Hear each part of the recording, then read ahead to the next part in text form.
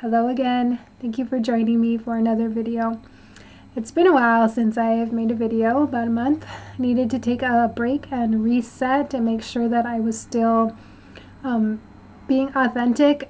It's incredibly difficult to be authentic on these platforms because there is so many things that you cannot say directly, and you have to sugarcoat things. You have to kind of beat around the bush, and it's uncomfortable to need to be put in a position where you cannot speak authentically, and especially when you are attempting to discuss things from a spiritual place, or a place where you're attempting to find your highest truth that you can access and reveal it, or the insights or the intuition that had come on the spiritual path, and what you feel like that wisdom is speaking to your heart and that you want to share with others. And it's hard when you can't say those things directly because not everything is allowed to be said. And then we can't even talk about the fact that there's things that can't be said. So recently I joined an intergroup dialogue group, and what that is a group of people who from differing backgrounds and perspectives get together to discuss some of the more intense topics and that are spinning around in society at the moment. And I found that in that group also, I did not feel like I could express my true authentic beliefs and stance on certain issues, because the majority of the people in the room who were vocal were very mainstream in their thinking. And I'm not secular. I'm not bought and sold on the science being the highest truth. I think there is a higher truth within you that isn't necessarily a religious truth either. It's honed over experience and growth and the expansion of your and development of your consciousness. And some of these higher insights are difficult to communicate, and even more so when people are looking at things on a much lower level, material focused reality. So we live in a material and non-material existence, that our existence is not strictly material. We have imaginations, we think thoughts and speak to ourselves in our heads, we have dreams, we sleep but can maintain awareness while we're sleeping. We have tons of examples of non-material interacting with each other and reality.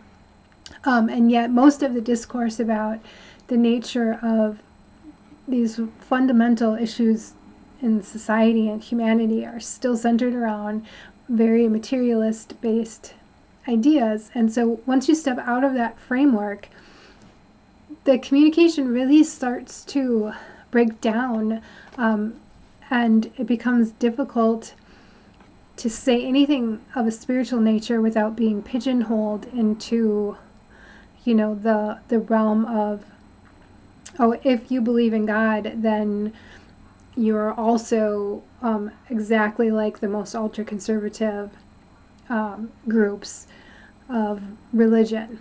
And getting that label is not something I'm willing to have stuck to my forehead with a little piece of no paper. No, thank you. I will pass on that one. And so I just found that I couldn't express myself. One of the things that I heard repeatedly was how these people who were a little bit more mainstream in their thinking and a little bit more in the kind of center of that kind of normalized path, right? The normalized career path, the normalized family path, was that they could not comprehend why anyone disagreed. And so they had to come up with ideas about why people were disagreeing with what to them was very cut and dried, scientific fact. And it was really hard to just I have a lot of reasons why I'm not a diehard. I like science, but I'm not a diehard. I don't believe they can answer as many questions about consciousness. This is well known that they do not have the answers to consciousness. It's one of the big questions. There is no theory of everything. That is still up in the air. And so to assume that something that hasn't answered the biggest questions can fundamentally answer smaller ones without exception is ridiculous to me. I don't agree.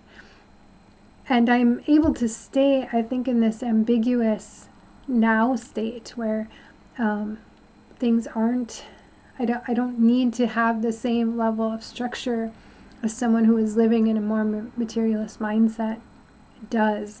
And it's really hard to bridge those gaps. Those gaps are going to remain. If you're coming from a place of, academia, where if someone is outside of academia, they're ignorant and uneducated, and you dismiss the history of humanity on this planet and the intelligence and wisdom that comes with it,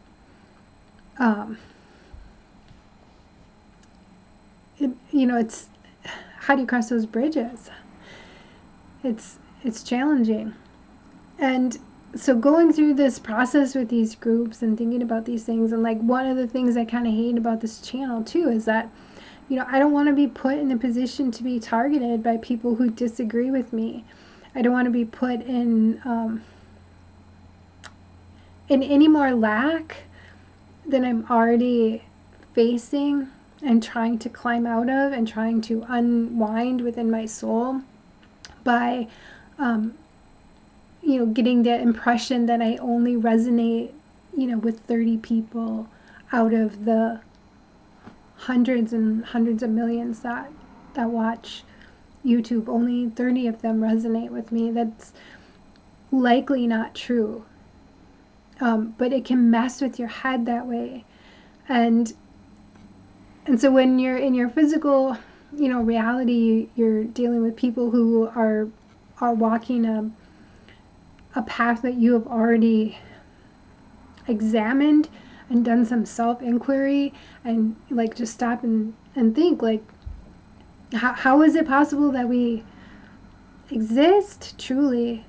And sometimes it can catch me off guard still. Just you'll hear I think certain spiritual teachers like to say things like it's a play, God is playing. And I don't like that one either. That does not sit well with me. The more intelligent and aware you are, the less likely you are going to feel the need to experiment with pain and suffering. That is not the act of a supremely intelligent being. So it implies an ignorance that I don't agree exists with anything that could be called divine or God. The play of suffering, as if that is there's something else going on. I don't think that this place is the full spectrum of reality, and so it's really, for me, making sure that I don't get hooked into the system as it is through any means, through this means, through feeling the need to share what I've learned along the way. Because the people that can actually resonate with me, they're doing the work internally. So really what I can offer you is encouragement to not stop, and maybe a few quips here and there to remind you that you're not crazy with the nuttiness that sometimes we see. And I hope that I can become more fearless in my authenticity, but as it stands, I still don't want to experience the blowback from people who don't understand my perspective, and that might take it as a serious challenge that they need to silence. I will step away from that whole arena because it doesn't lead anywhere good as far as I can tell. So just offering my 2 cents there, and an explanation for why I'm having a hard time interacting here on these platforms, and trying to find a way to navigate what it is to be a spiritual being. And one of the most important things is truth, and if you cannot speak to that truth without feeling dread and fear and the potential repercussions from it, it's hard to actually be your full, true, authentic self. So anyways, please feel free to leave comments below. Let me know how you're doing. I'll talk to you again next time. Take care.